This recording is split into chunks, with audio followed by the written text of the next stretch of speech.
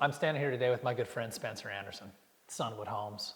I'm Jeremy Larkin with the Larkin Group. We're just talking about this challenge, this crisis that home buyers get into when they're building a new home.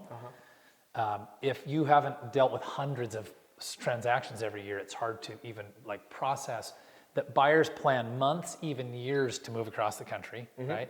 They come out, they design a home plan, they spend 4 to 6 months building the home. They pack the truck, they have their sister, their cousin, their brother-in-law, a professional mover, and they find out, oops, we can't move into the house. And we have all of our stuff sitting outside because we don't have a CO. Absolutely. Spencer, tell us what a CO is today. Okay, so CO, it's a very important document that you need in order to move into your home. What that stands for is a Certificate of Occupancy. And in layman's terms, that means that your house is worthy of human beings living inside of it. Per the city code. Per the city code. And basically what they do is they come in right when the build job is done, and your inspector goes through and says, yes, all the outlets are working. They're working in a safe fashion. You're not going to start a house fire. They go through, they test the insulation. They see that the home is efficient and it's holding the air that it needs to.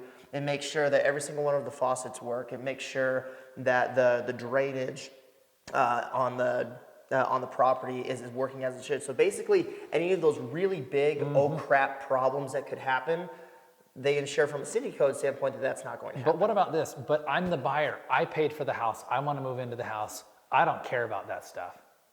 Well, technically, you do not own the home until we have a CO done, and then you can close on your loan. Yeah, so critical. And if I could describe the number of times, whether it was a brand new home or a used home, that we had the agent representing the buyer call us and say, the buyer's in front of the house with the moving truck.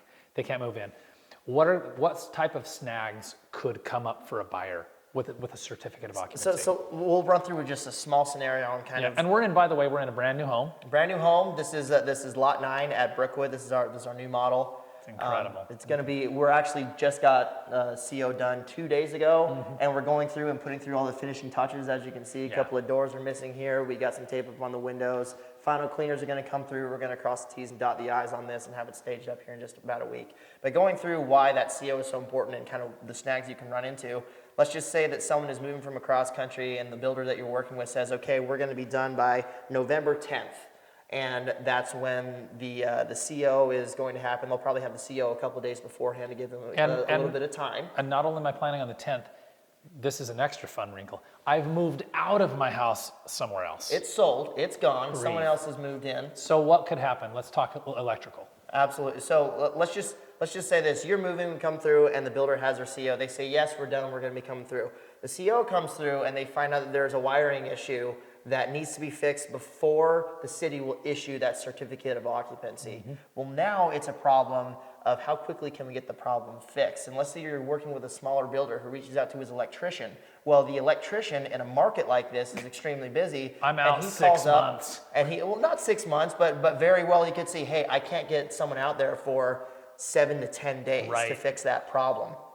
And so now it's in a little bit of a scramble. So you have this problem that needs to be fixed. And then once it's fixed, then you need to get the city back out to inspect it and give it their stamp of approval. But now you have a person that's trying to wait, and maybe they're living out of a trailer for 7 to 10 days. The whole thing's painful. I just want to go back to bed. So, and this is a great example. So you guys have, because I'm working with Sunwood Homes, we're representing them to sell their property. I know you have at least 2 really good tools that you use to mitigate these disasters. What are they? So very simple. One, we have a client interface called Builder Trend, and what that allows you to do is have 24/7 access to your building schedule and know exactly where we are in the process. If there's a weather delay that comes up that pushes back the process 2 days, you know that. You can check it at 3 o'clock in the morning in your PJs. It's right there on your phone. Beautiful. Second thing that we have is we have experience and volume. And basically what that means is when we need something done in a certain, you can call it an emergency situation, but we have that relationship with our subcontractors that when we say jump, they say how high. So when we need to get that CO done, we don't get pushed back 10 days. It's okay, I'll have a guy out there this afternoon. Yeah. And that just honestly comes with building that relationship and the type of company that we are. Yep. Yeah. The last thing you want is to work with a contractor who says, my sub comes out once a week and spends 10 minutes on the job and leaves and comes back. Yeah. And Yeah. these guys don't do that. So thank you, Spencer Anderson, Sunwood Homes. Thank you, Jeremy. Appreciate it. If you got questions about COs, Certificate of Occupancy, the building process, designing a plan, anything about the home building process, visit us at mysunwoodhomes.com.